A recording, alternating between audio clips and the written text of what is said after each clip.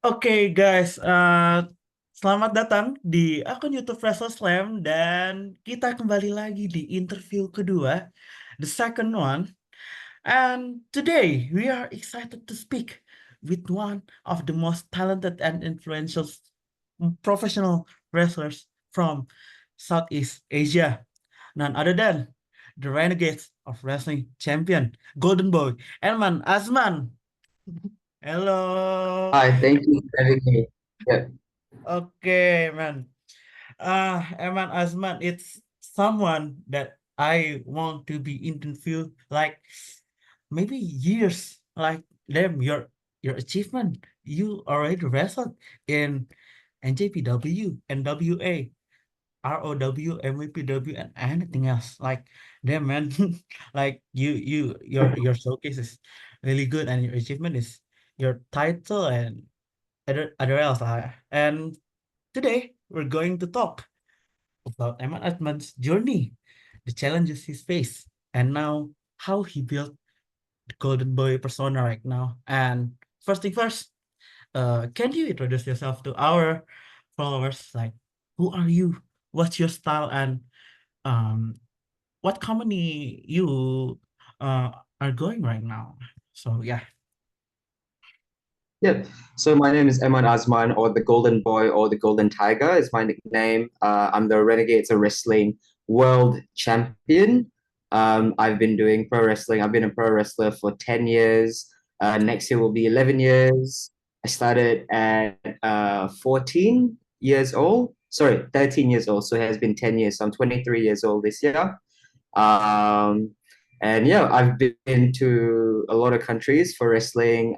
The most notable ones are Malaysia, Singapore, Thailand, Philippines, Japan, Australia, Taiwan. Maybe I missed a couple, but yeah, those were the main ones that I've done for the past 10 years.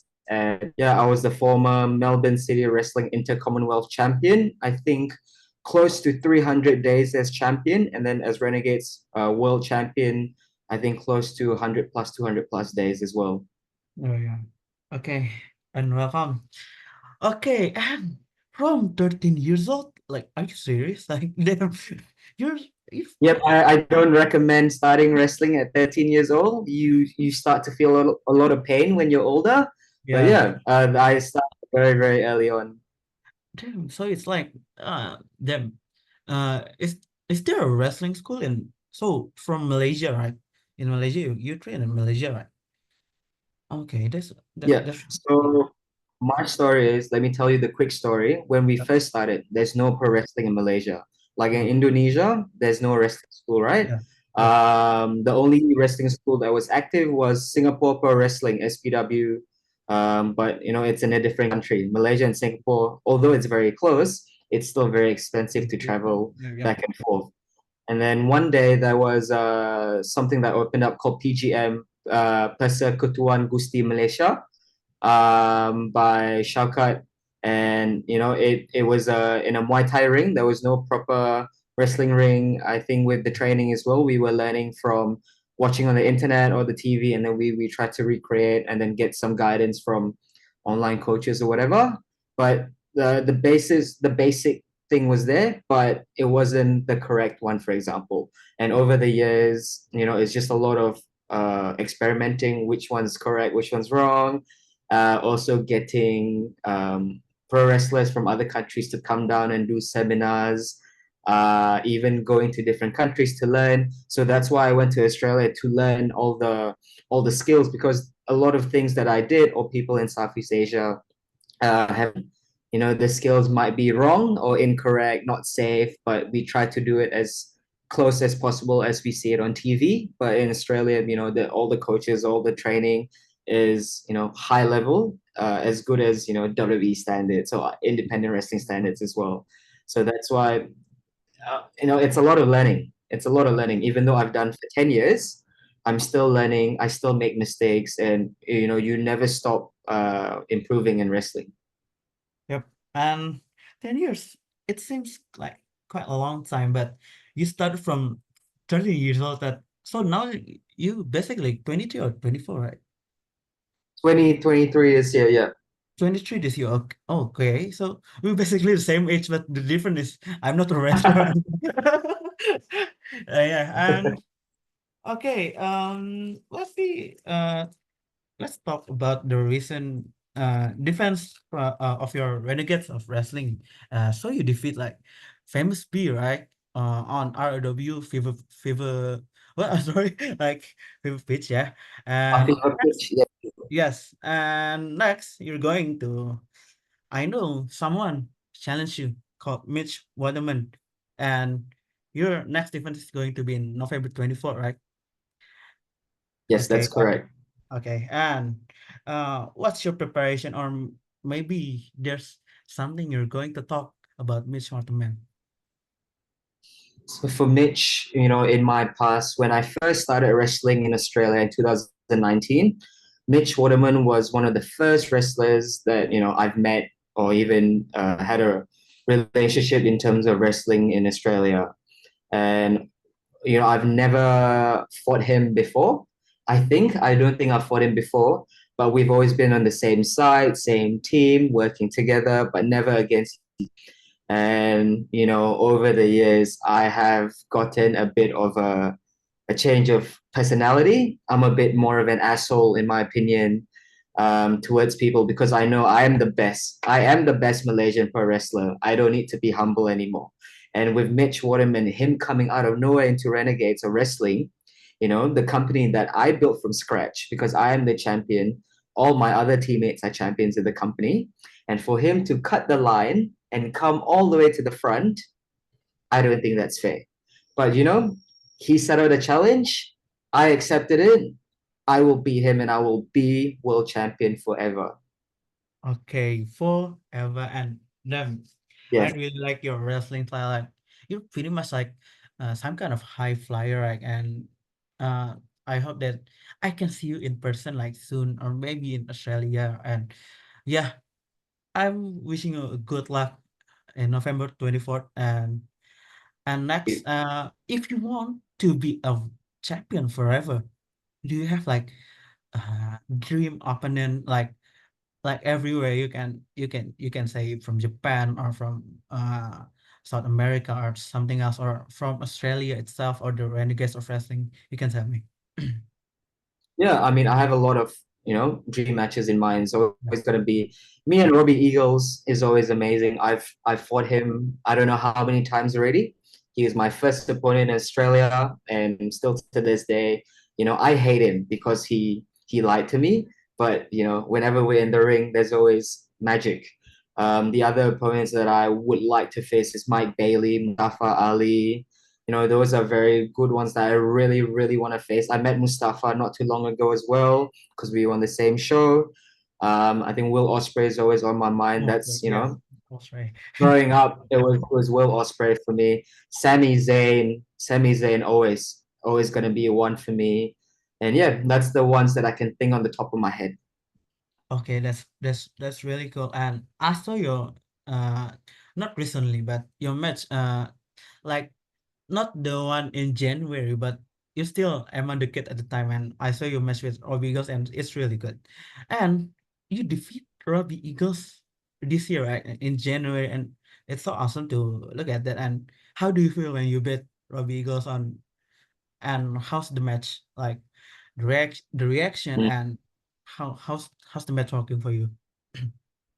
For me, that match was a very important match. Maybe more important than a title match. For me, it was 6 years in the making.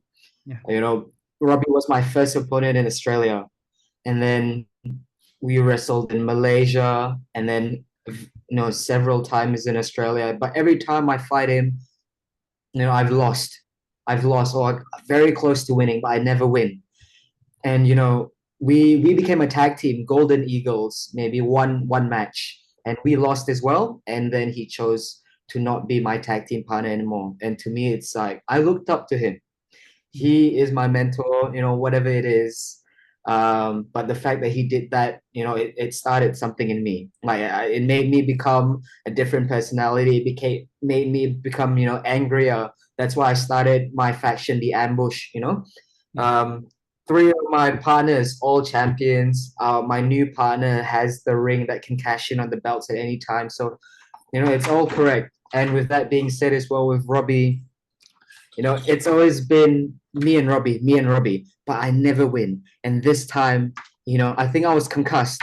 At the end of the match, I got kicked really hard in the head, but in my body, I was like, I had to beat him. So once I got kicked, I went with my running elbow. And then when I pinned, when the music started, all the lights happened, my brain, I just started celebrating, but I knew I wasn't right. I was not 100%.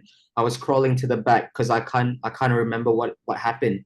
But the fact that I can still remember that I beat his ass, that I beat him in the middle of the ring, but forget everything afterwards, that's all I could ask for. Okay, because the Robbie Eagles is like one of my favorite wrestlers as well. Like a couple years ago, my friend like sent me a video like calling me like, "Hey Fall, I hope you're okay." Blah blah blah. Blah," And damn, I love Robbie Eagles from like, and you beat Robbie Eagles, and I really surprised by that. Like a Southeast Asian with well-known wrestlers like Robbie Eagles, and damn, what a surprise! And talking about Robbie Eagles, like um he's going to he was in uh New Japan for like Super Junior Tag League and Best of Super Juniors. Do you wish to be in that tournament, especially as you as a wrestler? Like basically in New Japan, you're being a junior, right? And do you wish to be in there and wrestle a lot of NJPW wrestlers there? Yeah, of course. Like although being in New Japan, Tamashi in Australia, that Yeah, is yeah. a first step to getting your foot in the door for New Japan. But to me, that's always been one of my goals, wrestling full time in Japan, hopefully under the New Japan, banner, doing all the tournaments. And I grew up most predominantly WWE. But Mm. then over time, I started watching more independent wrestling and I got into Japanese wrestling. I even went to Wrestle Kingdom on my birthday because it happens on January 4th. So my birthday is Wrestle Kingdom Day. So I think I watched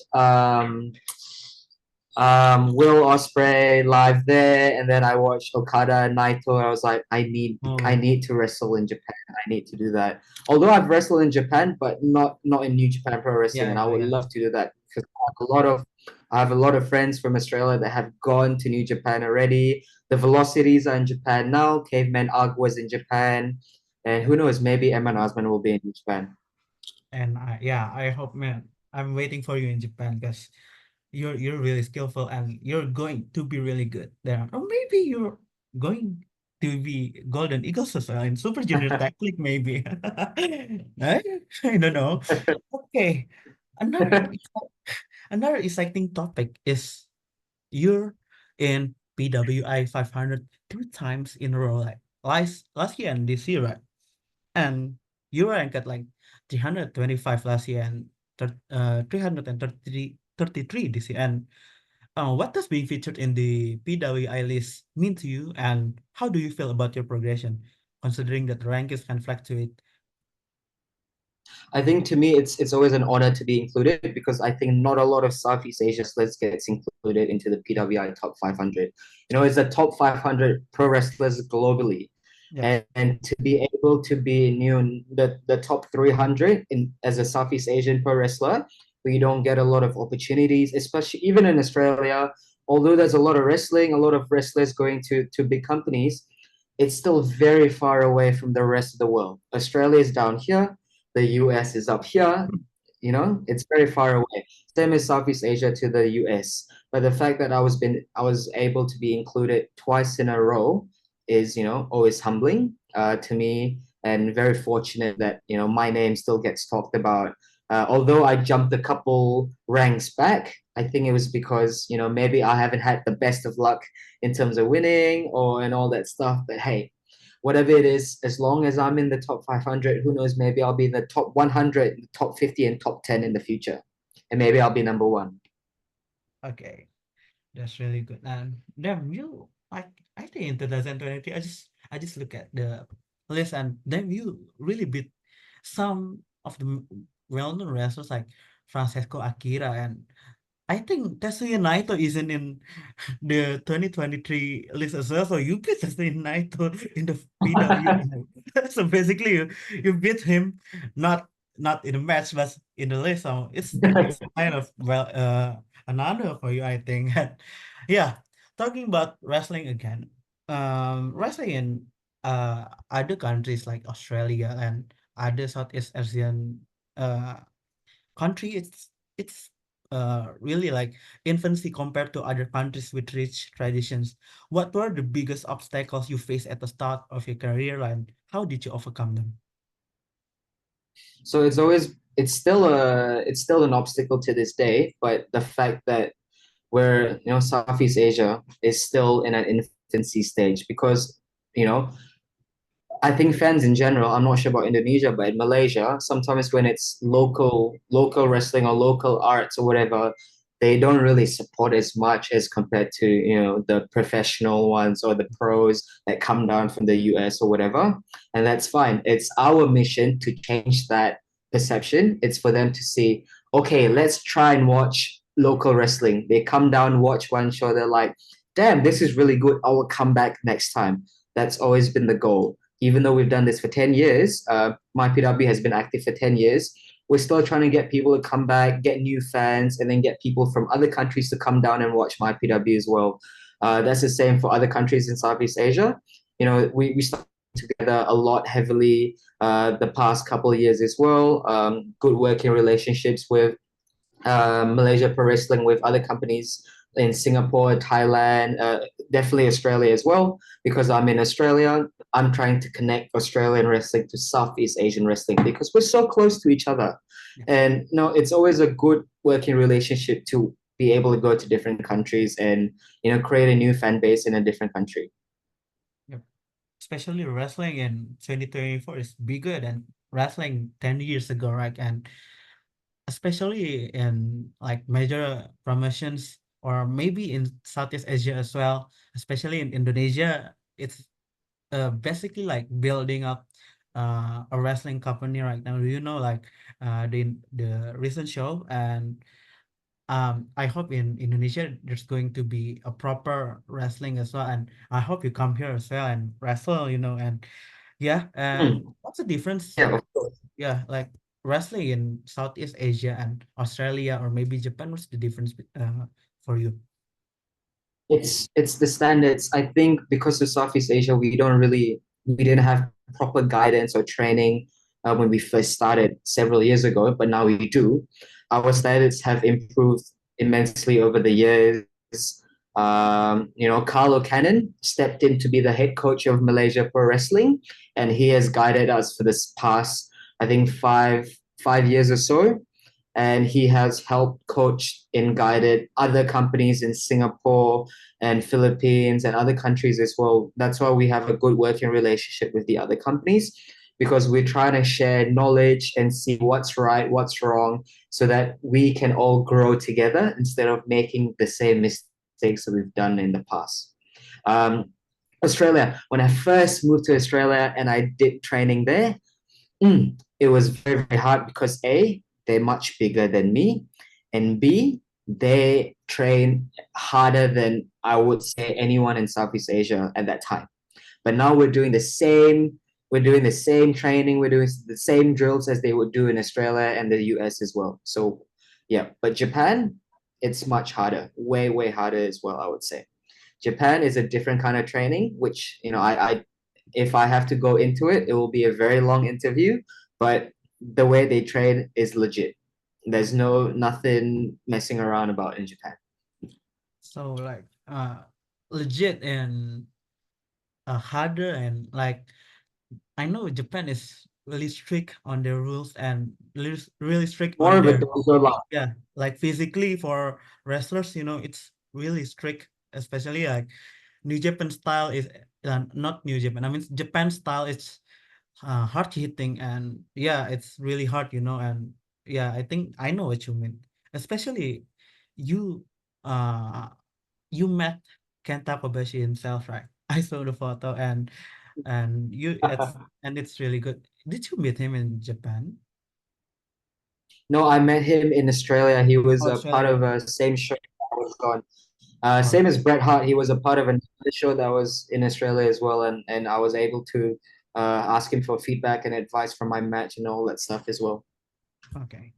That's really good. I really want to meet Kenta and that part itself. And did you get any chop from Kenta Kobashi himself or sharpshooter from No, Kenta? I didn't ask. Did you No. get the treatment? Okay, no. I mean, this it's going to be good if you get that, and you get the real chop of the legend himself.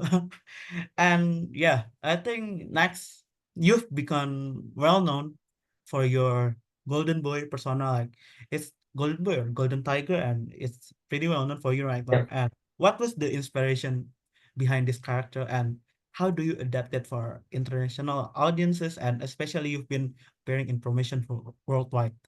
Mm. So for me, Golden Boy is a very easy one because a lot of people, yes, they have the nickname Golden Boy, but the reason why I am called that is because I am the flag bearer of Malaysian wrestling. Like Malaysia chose me to be the golden boy to set out to go to different countries and make a name for pro wrestling for Malaysia, but through me.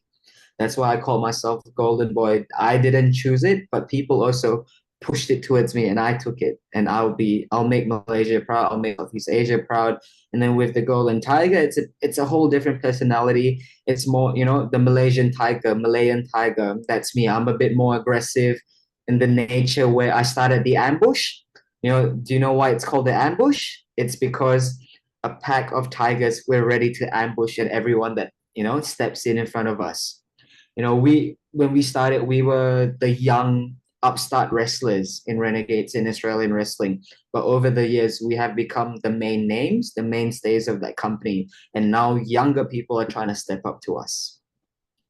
Okay, then that's a really good answer. And I mean, this, yeah, I think it's pretty easy. Like, you're being like uh the center of Southeast Asian wrestler like now. I mean, there's some Southeast Asian wrestler like in major promotion right now, like Dante Chen in NXT and some other guys. But you're you're the one who's, I mean, like people know you. Like I think people like really people I think the kids really got yourself as a mentor and center right now, except like some of the other wrestlers, and it's really good. You're going to be big as well, like later, I don't know, maybe this year as well. And Hmm. I think yeah.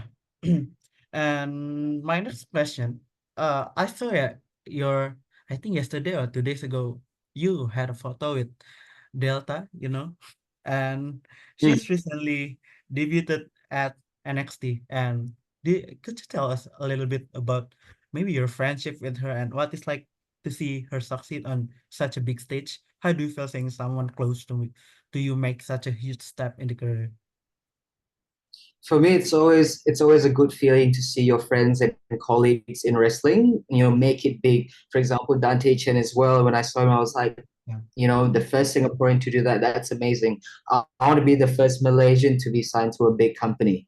And seeing, Delta or Zaria, her name now, to be able to see her be able to live her big dreams of, being in WWE, like that's a massive thing.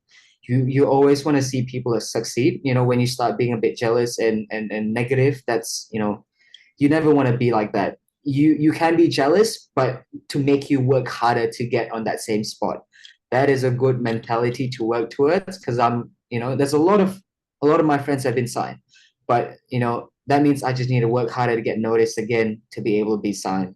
And seeing her debut like that and be presented as a big important piece in the new NXT. That's I don't know how to say it. Just really proud because I know how popular she was in Australian wrestling. I didn't really work with her a lot in the past. I think maybe 2 or 3 matches. But yeah, the way she wrestles, it's legit. It's not what's the word? She is legit. That's what I would say. Getting speared by her, probably the most painful spear I've ever taken within my 10-year career. She means business. And to see her step it up in NXT, and for the other women in NXT, I wish them good luck. Yeah, she's a monster. She's a powerhouse, and I hope she's doing well as well. And NXT especially, I think she's going to debut wrestling as well in NXT Halloween Havoc this Sunday. And yeah, next question. I don't know if I have any more. Wait, okay. I asked this as well, and maybe uh I'm really sorry. I didn't prepare much. I Oh, that's did okay. like a lot Look, of questions, but I already asked all of them all like in the middle. So so that's yeah, okay. Like, if you have no more questions, it's okay. I'm okay, happy to keep it short. But yeah, I did speak a lot as well when I added on with the answers. So yeah, you yeah. have a couple of answers to go through. Okay, I think I will ask like maybe Southeast Asia already. I mean in Singapore, Malaysia, so and going to Indonesia. Do you have hopes like Indonesia to be a big wrestling business as well, like Singapore or Malaysia right now? Yes, of course. I think, for example, Kabanting, when they did their debut tapings, it was, very important because to us, there was never pro wrestling in Indonesia. And to be able to see that, okay, someone has decided to start, maybe they don't have proper training, they don't have, guidance and stuff, but like that's where we come in. For example, I was really interested to be able to hopefully work with them. We've invited them to join our online classes with world champion Carlo Cannon before a couple of classes. We invited them to come down, visit our training center, which they did. And then we told them we can come down and train next time, or my PW can go over to Indonesia and train them. It's always just creating the connections and being able to support one another because, I'm very excited to see this wrestling in Indonesia, but I also want to help build it as well with guidance that I have been given the past couple of years in Australia and around the world as well.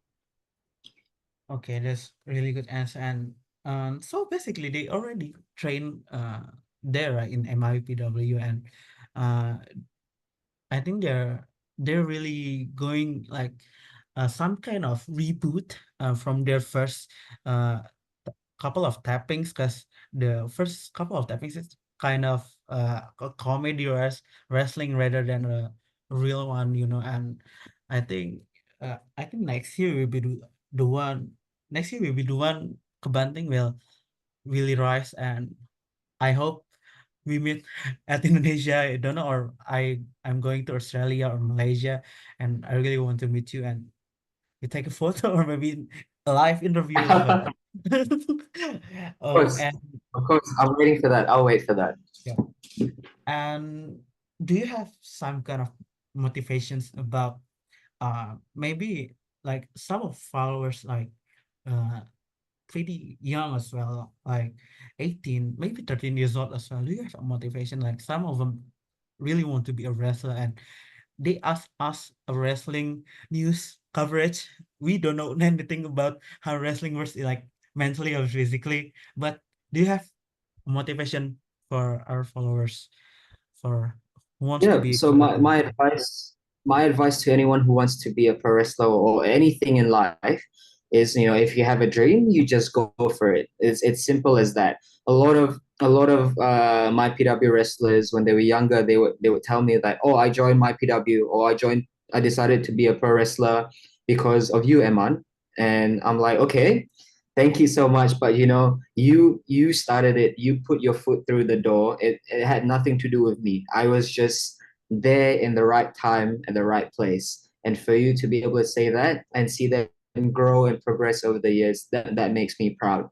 And with a lot of younger people, I started wrestling at a young age. I was doing wrestling on my bed, and I've always wanted to become a pro wrestler, and I haven't stopped. 10 years later, I'm still wrestling. I'm the world champion. I'm from Malaysia, but I'm being able to be in the PWI top 500 2 years in a row and all that stuff, being able to wrestle with people that have been in WWE, that has been in New Japan, NWA, wherever.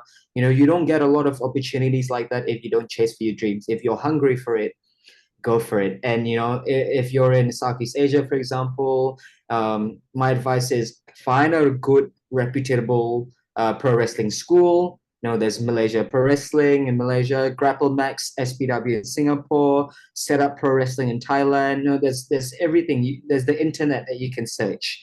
And if you're in a country which doesn't have wrestling school and stuff, reach out to us. For example, Malaysia Pro Wrestling, we do online classes with Carlo Cannon.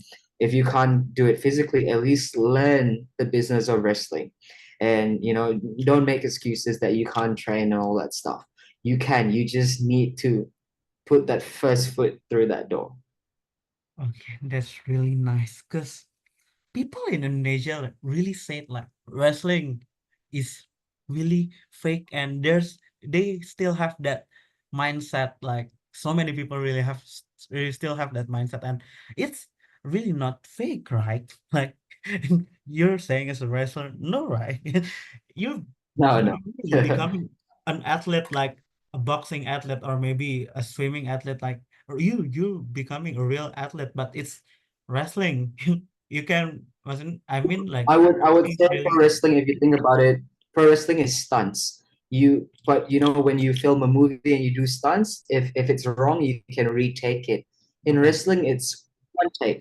One take. You get injured, you continue. There's a couple of times where I've been injured, but adrenaline in my soul, Yeah. still, continue the match. And then with that being said as well, it is a dangerous sport. We train like athletes. We recover like athletes, and we get injured. We have to go to physio and all that stuff. That's what athletes do. So I don't understand why people say wrestling is fake. It's predetermined, but Yeah. all the things that we do, falling in the ring, it's all plywood. It's all pain. If it's fake, I wouldn't have to go have, surgery, for example, or physio and all that stuff. And if it's fake, maybe wrestling is fake. Who knows? But to me, wrestling is real. It's always going to be real to me. Okay. And talking about wrestling is real, there's some part about wrestling called the apron is the hardest part of the ring. Is it really the hardest part of the ring? Because I saw you taking uh movesets from the apron as well. Is it really the hardest part of the ring? I would say anything in the ring or even outside the ring is just painful in general. Oh, It's there's not much padding anywhere you fall. It's just whether if you can. For me, 10 years, yeah, my body has gotten used to it. Although it hurts, I don't think it would, if I did that, 10 years ago, my body would have just. So it's a lot of yeah. If you want to know, you should join wrestling and then come train with us. Fly yourself down to Malaysia and figure out if wrestling's right for you or if you want to be a fan. okay. I will in the future maybe. And I think that's oh wait. I I saw you like wrestle wrestle Vikingo last year, right? I he's a one of kind wrestler, and I don't know. It's GCW, and I think I didn't really watch the match, and I think I will after this. And how is Vikingo? I know it's like so many flips and stuffs, and how does wrestling Vikingo? I see. So working with Vikingo was a first time experience for me because we had language barrier. He did not Yeah. speak English. I did not speak his language as well, Yeah. which makes it even more difficult. And the fact that the things that he does is out of this world, and the things that I do, still tries to match up with him. We still put on a great match. I think we got a standing ovation after the match.